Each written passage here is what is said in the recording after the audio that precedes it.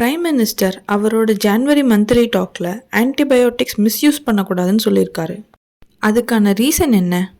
83% இந்தியன்ஸ்க்கு antibiotics எடுத்தாலும் பயனில்லாமல் போகுதுன்னு report சொல்லுது.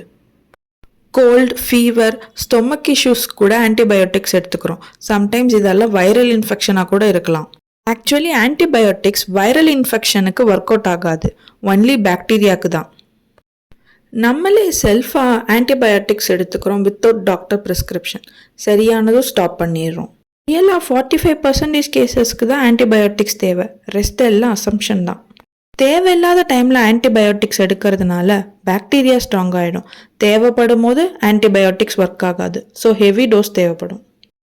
ICMR சொல்கிறது நிமோனியா, UTI பேஷண்ட்ஸ்க்கு ஆன்டிபயோட்டிக்ஸ் எஃபெக்ட் கம்மியாக இருக்குன்னு. சானிடேஷன் இம்ப்ரூவ் பண்ண வைரல் இன்ஃபெக்ஷன் கம்மியாகும், ஸோ ஆன்டிபயோட்டிக்ஸ் மிஸ்யூஸ் பண்ணாமல் இருக்கலாம். ஓவர் த கவுண்டர் ஆன்டிபயோட்டிக்ஸ் எடுக்கக்கூடாது, ஸ்ட்ரிக்டாக கண்ட்ரோல் பண்ணணும்.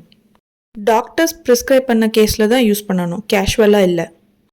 டாக்டர்ஸ் ப்ரிஸ்கிரைப் பண்ண கோர்ஸ் ஃபுல்லாக கம்ப்ளீட் பண்ணுங்கள், ஹாஃப் வேல ஸ்டாப் பண்ணக்கூடாது.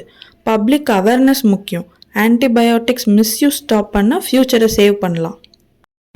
இது டாக்ஸ் ஆஃப் த டவுன். பிடிச்சிருந்தா லைக், ஷேர் பண்ணுங்கள். ஃபார் மோர் வீடியோஸ் மறக்காமல் சப்ஸ்கிரைப் பண்ணுங்கள்.